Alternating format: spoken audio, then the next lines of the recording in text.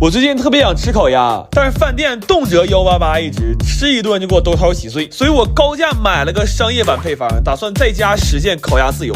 配方上说烤鸭要想好吃，必须得用砖炉。于是我买了2吨建材和3瓶速效回家搭炉子，但是从我搭那天开始就一直在下雨，3天下了8回，根本封不上顶。我估计等这炉子晾干投产呢，我他妈可能都穿上秋裤了。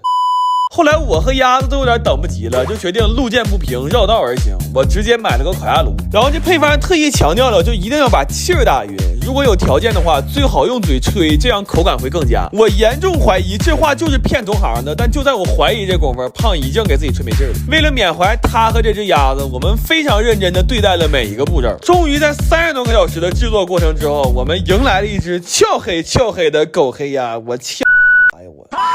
后来我又失败了几次，但我想通了一个事儿，就火候肯定不是3、2天能掌握的，我们应该扬长避短，我们的长项是熬啊。所以第2天8点，一人一个小板凳，准时坐着开熬，会再开盖，鸭子终于成了，烤得越来越好，还给邻居送2只。当然前面那几只也没白牺牲，在实现烤鸭自由的路上，还收获了一波鸭架糖自由。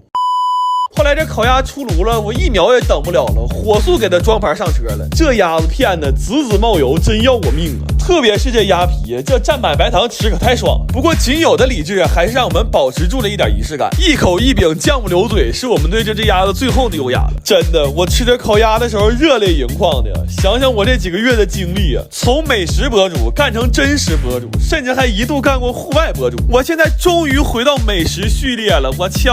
整3个月呀！你知道这3个月我是怎么过来的吗？